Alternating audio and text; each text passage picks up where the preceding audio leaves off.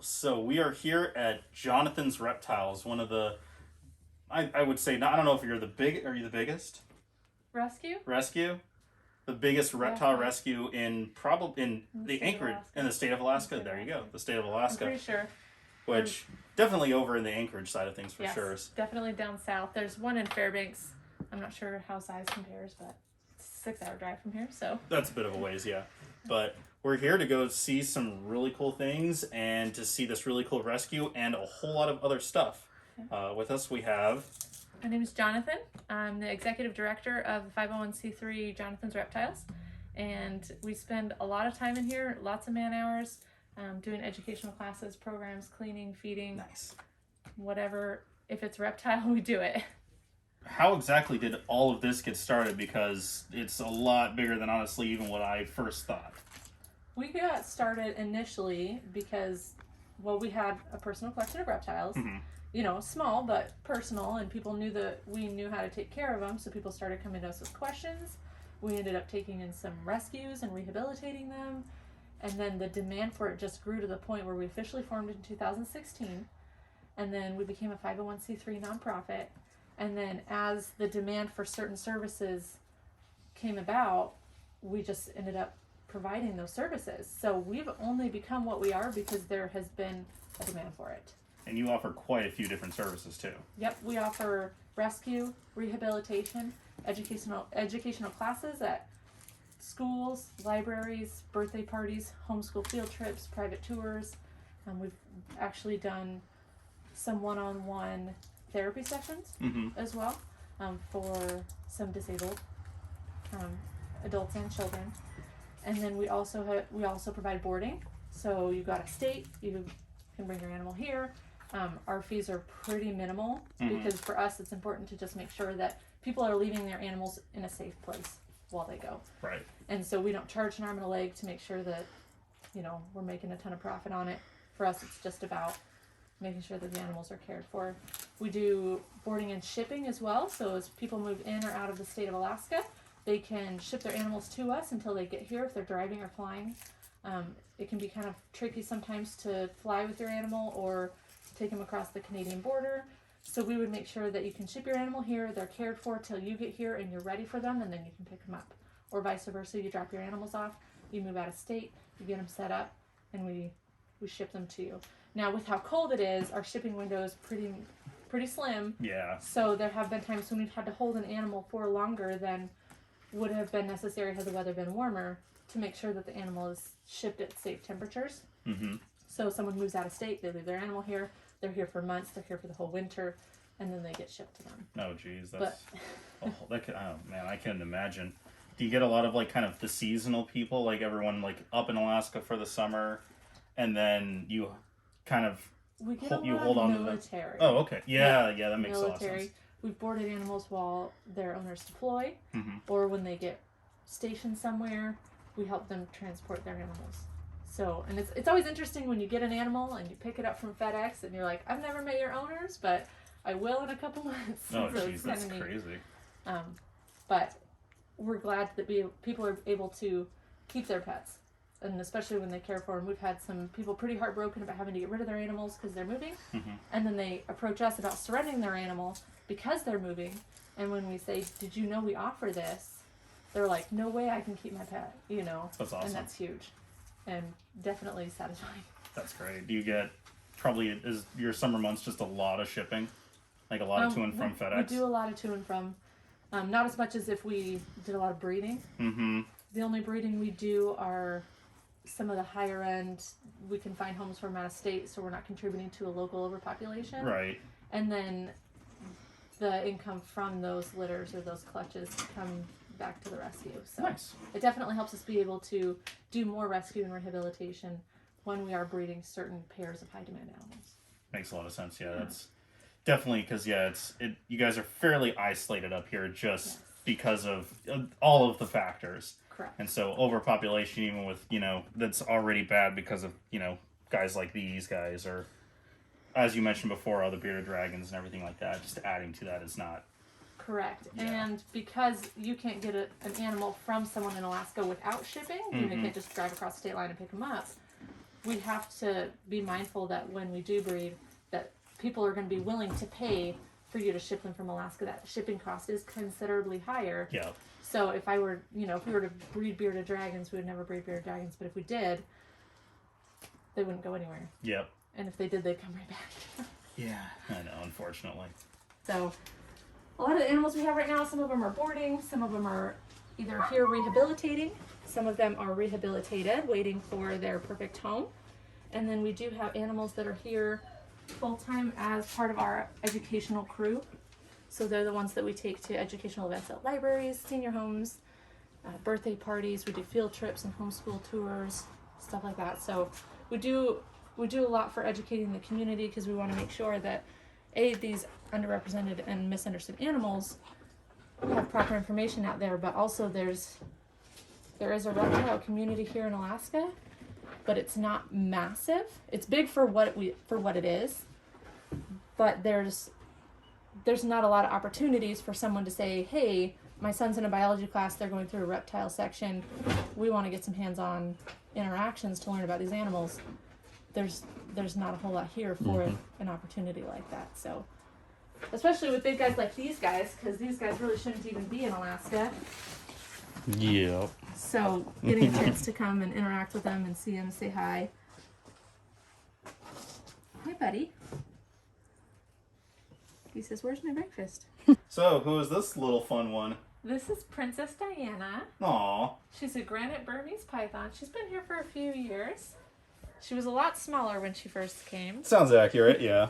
She is one of our educational snakes, so she does a lot of educating at different events. She's one of our ambassadors. Nice. She does so well with everybody.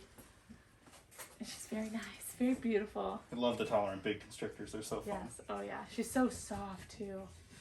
I love the granite gene. They're so cool. I don't know. I have a hard time having a favorite of the Burm morphs. I know. Because I love the labs, obviously with my special needs boy, and then the granites are cool, but there's something about just a normal Burmese python that's just really gorgeous too. 100%. That rich chocolate brown. Mm-hmm. Where you I going? love those colors. Where are you going? Hey, sweetheart. She's a garbage disposal too. That's always good. She'd easily be overweight if we let her. Yeah, that's... I was going to say, she has really nice body mass for a female Burm. They have a tendency to just kind of... flop out. Even really when they're big. even when they're not being pounded, Uh-huh. they can just kind of... Yep. Yeah, we watch her body weight real close because we want her to get large on her own terms. Yeah. And to still have that muscle. So who is this? This is Miss Gertrude. She is a female rose-haired tarantula who is in her 20s. Unknown age, but she has been here for 18 years and she was an adult already when she came to us. And obviously spiders aren't my fortitude, but that means to be fully mature, they have to be at least like 5 or 6 Correct. for a female, correct? Correct. So that's why we're thinking mid-20s. Okay. Well, So she's she is very up calm. there. She is very calm. Most Rosies are. Yeah.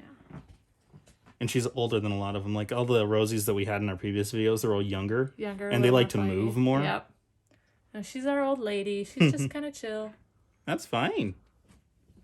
When we take in an animal, we want to make sure that we can provide for it for its whole life, should it never get adopted. Because otherwise, we're just taking an animal from a bad situation and putting it in another bad situation.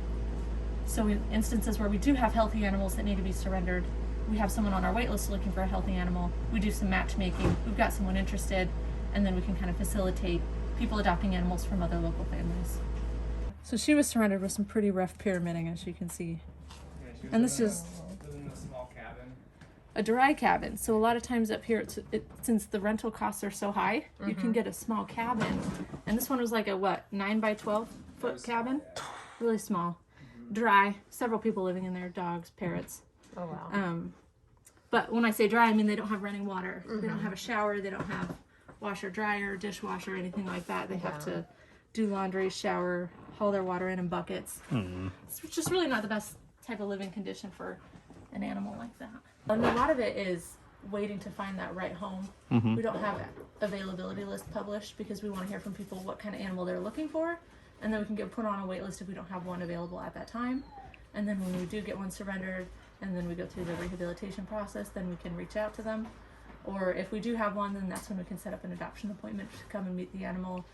Our adoption requirements include proof of proper setup, adoption paperwork, proof of at least 2 food sources. We want to make sure that they've got all the information that they need to be able to care for the animal for their entire life. We understand things happen. If for whatever reason things change, life circumstances, we can take animals back, no questions asked as well. So that's something that we also provide. But we tell everyone at the adoption that the adoption relationship doesn't end at adoption. So we're here to help you throughout the whole animal's life. If you have any questions, if you need to board, whatever you need, if you need to upgrade enclosures, we have an exchange program where you can return your old enclosure to upgrade for a new one as long as we have one available. So we try and make it super easy for people to be able to get the right setup from the get-go and do it properly for the health and safety of the animal. Nice. Yeah. We get a lot of bearded dragons. As you can see, bearded dragons don't usually come in the best shape.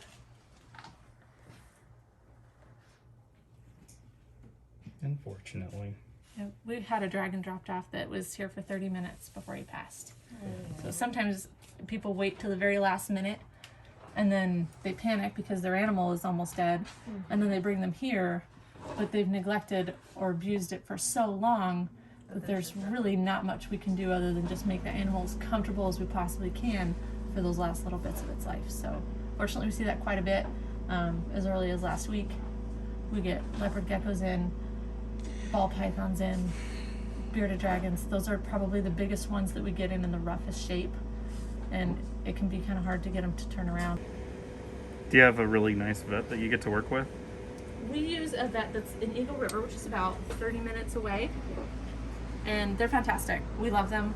There are some vets closer that will see reptiles, but we found that we trust them, and they've got 2 vets there that are really good at what they do.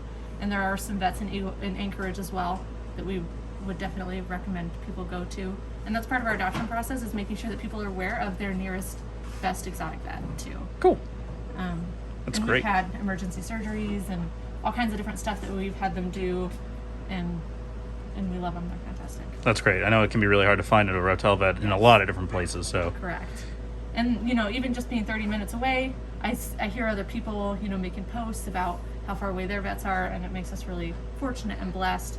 And our vet's fantastic. They're willing to call us and consult with us over the phone, all kinds of stuff like that. So they're really fantastic like that. He was surrendered 9 years ago, and he had a large open wound where he had been chewed on. Aww. And he had mites. He had internal parasites. He was on a tube-fed diet. Oh, geez. Skinny, super dehydrated. Oh, man. And I didn't think he was going to make it.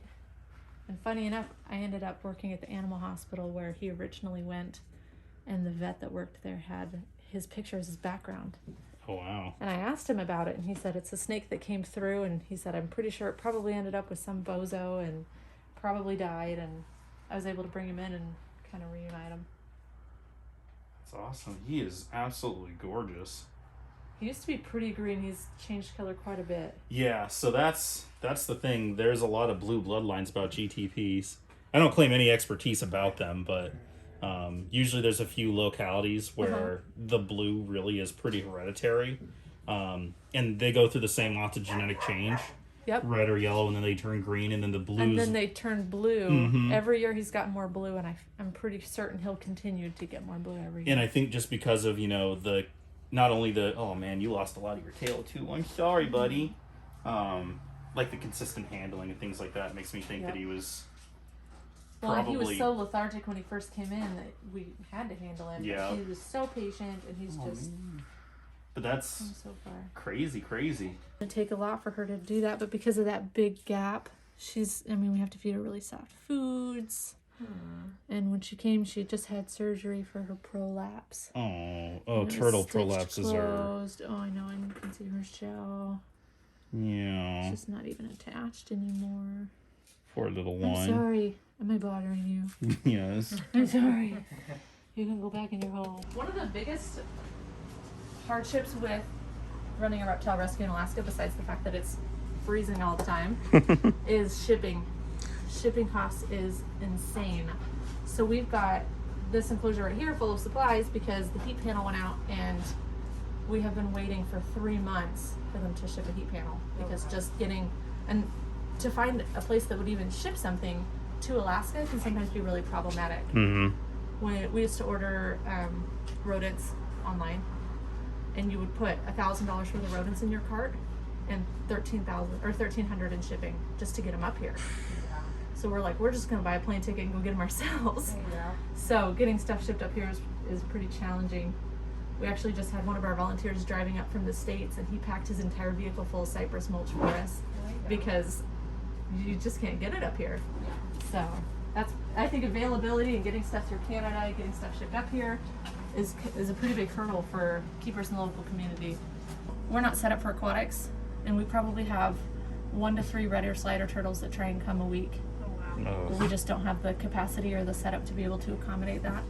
And unfortunately, we probably have about 2 people a year who contact us actually looking to adopt a red ear slider turtle. So there's just an insane overpopulation right now, and with pet stores carrying them, and I've never seen one that was supposed to come in that really just had the ideal setup where it was the appropriate size, and they're always just these narrow 55-gallon tanks with minimal filters and lighting or dock space. So Yeah. my heart breaks for the red ear sliders in the community. There's just, if we take in one, we got to take them all, and if we can't take them all in, then there's really not much we can do. So, but Well, I really want to thank you so much for having us over here. I know that, as you said before, and as I definitely understand that this takes up so much of your time. So thank you so much for giving me time out of your day to, show us around and show us some really cool stuff and just chat reptiles, because honestly, I don't get it enough. yeah, that was fun. Thank you guys so much for coming out. I appreciate it. I know you traveled quite a ways to get here. Worth it. Totally worth it. Absolutely. No, we definitely enjoyed having you out. Cool. If you're interested, feel free to look us up. We are on Facebook. You can like us there. We can accept donations via Facebook or via website as well. You can check us out at www.jonathansreptiles.com. And as usual, all of the links for Jonathan's Reptiles will be in the description of this video. Thank you so much. Thank Hope you. you're having a great time. Check you next time.